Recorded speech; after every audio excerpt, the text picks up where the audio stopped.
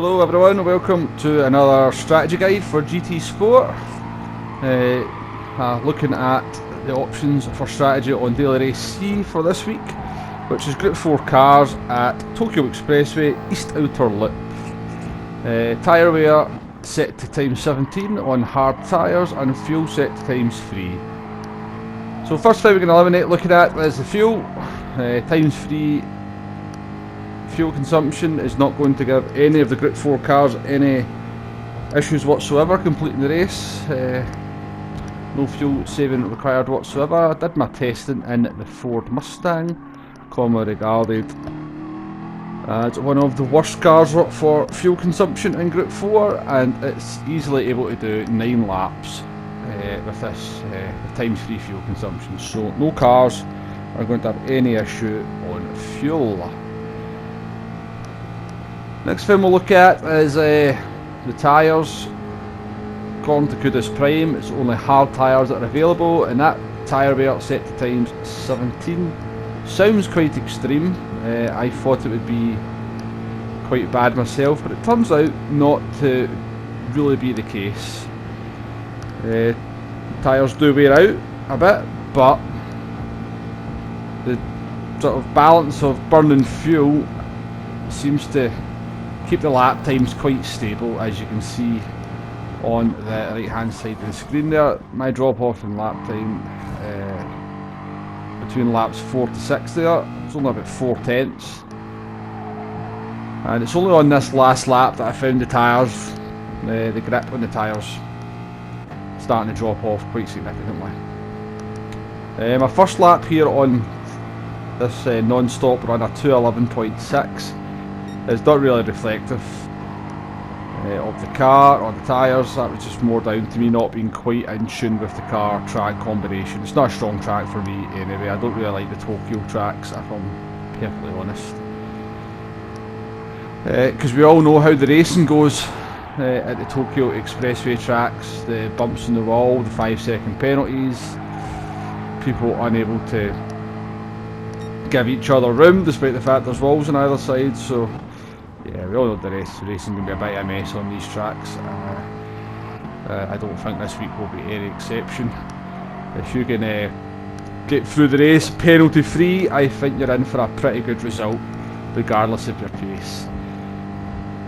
So we approach the last corner here, the tight hairpin just braking before the 100-metre board there. Even on the worn tyres, we get the car in quite nicely. Watch those barrels on the inside. If somebody knocks them over and you hit them, your car loses a lot of speed.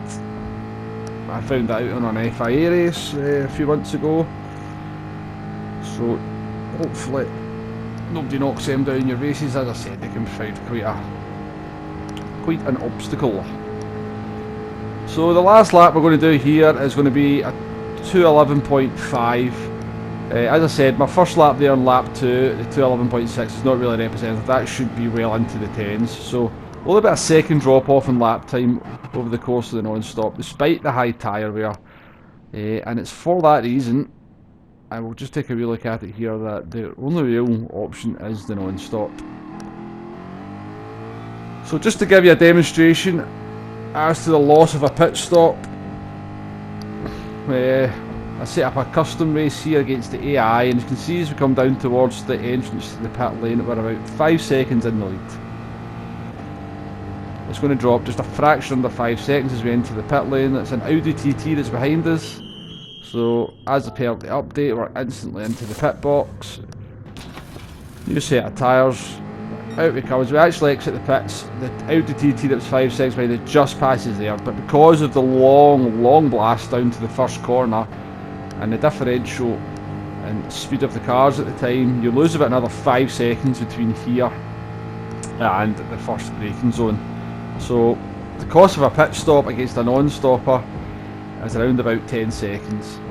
And as you can see from the drop off in lap times from the previous footage, you're simply not going to make that back up whether you pit on lap 3 or lap 4.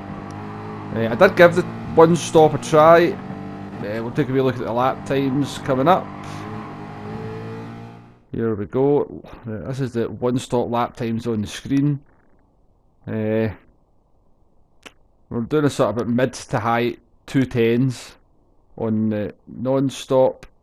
My base lap there, 210.1. Certainly, he's easily able to get into the 209s, but it's an easy track to make mistakes, you know.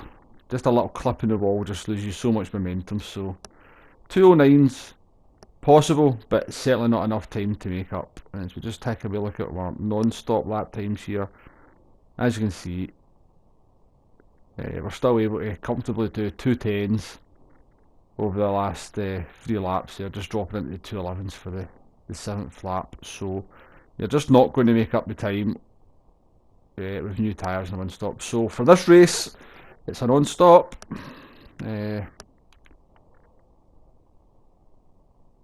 That's really just your only option. So I will see you on the track, and I shall see you on the next one. Goodbye now. Thank you.